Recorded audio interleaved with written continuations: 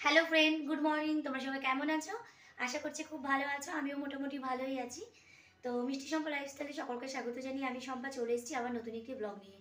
তো আজকে তো সোমবার, তো মেয়ের মানে একটু শরীরটা একটু খারাপ হয়েছে, মানে একটু সর্দি সর্দি হয়েছে, কারণ সারা রাত সেরকমভাবে ঘুমাতে পারিনি।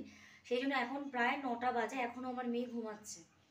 তো আমি উঠে গেছি 7টার মধ্যে। আমিও সারা রাত্রি ঘুমাতে পারিনি, কারণ বাচ্চার শরীর খারাপ হলে বুঝতেই তো পারছো, মায়েরা কোনো মানে ঘুমাতে পারে না। আর বিশেষ করে সর্দি কাশি এগুলো তো মানে ঘুম আসেই না, কন্টিনিউ নাকে সুরসুর করছে, বা কাশি হলে বুকে ব্যথা করে।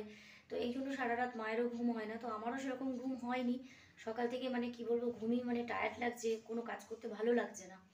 তো যাই হোক, বাড়ির বউ, কাজ তো করতেই হবে। সকাল সকাল উঠে গেছি যেরকম রোজ উঠি। তো আমার মেয়ে এখনও ঘুমোচ্ছে, প্রায় 9টা বাজে। আজকে সোমবার, তো স্কুল আছে, জানি না এখন স্কুলে পাঠাতে পারবো কিনা। যদিও সর্দিটা দেখি খুব একটা নেই, শুকিয়ে গেছে রাত্রের মধ্যে, তাহলে হয়তো পাঠাবো। আর যদি দেখি না কন্টিনিউ হয়ে যাচ্ছে, তাহলে হয়তো আজকাল স্কুলে পাঠাবো না। তো যাই হোক, চলো আমার ভিডিওটাকে স্কিপ করো না, আশা করি ভালো লাগবে। তো দেখতে থাকো। তো চলো সবার আগে দেখি আমার মেয়ে কী করছে, এবং এখনও ঘুমাচ্ছে কিনা, বা ওকে টেনে তুলতে পারি কিনা। তো চলো দেখতে থাকো। সোনা, মামাম, উঠবে না ঘুম থেকে? কটা বাজে? 9টা বেজে গেছে, তো স্কুল যেতে হবে না?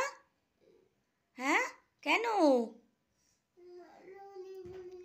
কেন স্কুলে যেতে ভালো লাগে না? তোমাকে তো ভালো ভালো টিফিন দেবো।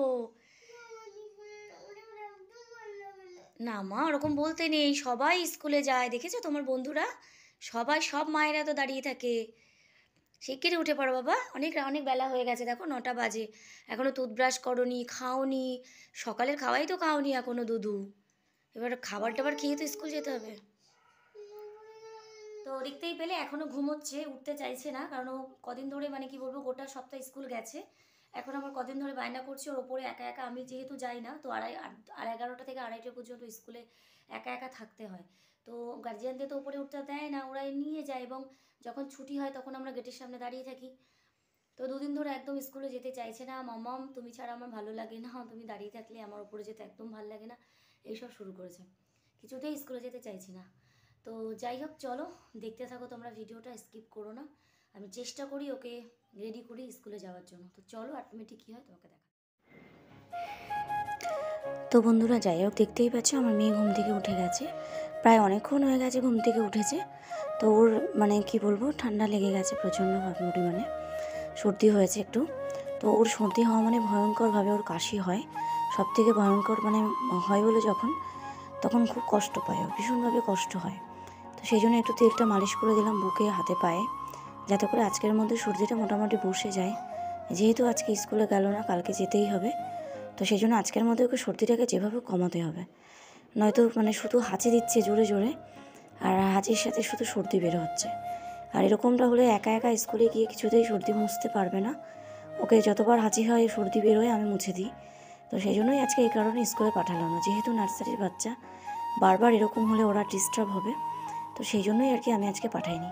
তো আজকে যেভাবে হোক তেল মালিশ করে সর্দিটাকে টানিয়ে নেব, তারপর কালকে থেকে ওকে স্কুলে পাঠাবো। তো যাই হোক, একটু ঘরটা গুছিয়ে নিলাম।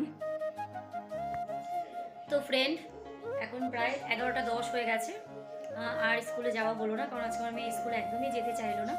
তো আমি আর জোর করলাম না, কারণ কালকে সারা রাত ও নিজেও ঘুমাতে পারিনি, আমিও নিজে ঘুমাতে পারিনি। তো একটু সর্দি সর্দি হয়েছে, তো আমার মেয়ে সর্দি হলে আবার কাশিটা হয়। তো সেই জন্য সর্দির ওষুধটা আজকে আমি দিইনি, কারণ ওষুধটা দিলেই ওর কাশিটা শুরু হয়ে যাবে, মানে সর্দিটা বসে গিয়ে।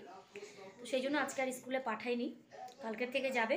আজকে ভালো করে ভাবছি ছাদে রোদ্দুরের মধ্যে রেখে ওকে একটু তেল মালিশ করবো, হাতের তালুতে, পায়ের তালুতে, বুকে তেল মালিশ করে সর্দিটা একটু নর্মাল হয়ে গেলে, তারপরে কমে গেলে, তারপর কালকে থেকে পাঠাতে পারবো। আবার নেক্সট সপ্তাহে পুরো গোটা সপ্তাহটা বিয়ে বাড়ি দিয়ে কাটবে, ছুটি করা যাবে না, ওই জন্য এই সপ্তাহে আজকে জাস্ট ছুটি করলাম, কালকের থেকে ঠিক পাঠাবো। তো যাই হোক, চলো তোমরা ভিডিওটাকে স্কিপ করো না, দেখতে থাকো। আমি আগে আমার মেয়েকে তেল টেল মালিশ করে স্নান করিয়ে, আমি নিজে স্নান করে তারপর তোমাদের সাথে আবার কথা বলছি। তো চলো ততক্ষণ সাথে থাকো। তো ফ্রেন্ড, সব কাজকর্ম কমপ্লিট হয়ে গেছে, আমার মেয়েকে স্নান করানো হয়ে গেছে, আমিও নিজে স্নান করে নিয়েছি। তো দেখতেই পাচ্ছ পুরো রেডি হয়ে আছি। তো যাই হোক, মোটামুটি সব কিছু কমপ্লিট হয়ে গেছে।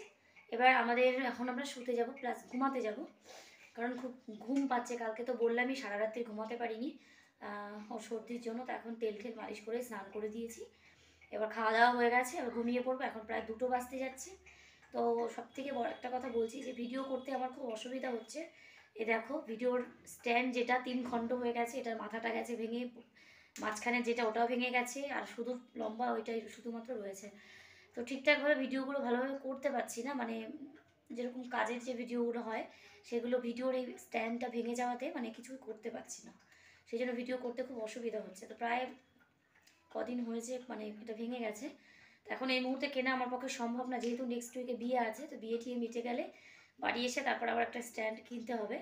তো যাই হোক, চলো ভিডিওটা আজকের মতো এখানেই শেষ করছি। তো আমার ভিডিও যদি ভালো লাগে তো প্লিজ একটা লাইক করো, আর যারা আমার চ্যানেলে নতুন আছো তো প্লিজ আমার চ্যানেলটা সাবস্ক্রাইব করে আমার পাশে থাকো। তো চলো দেখা হচ্ছে আবার কালকের ভিডিওতে।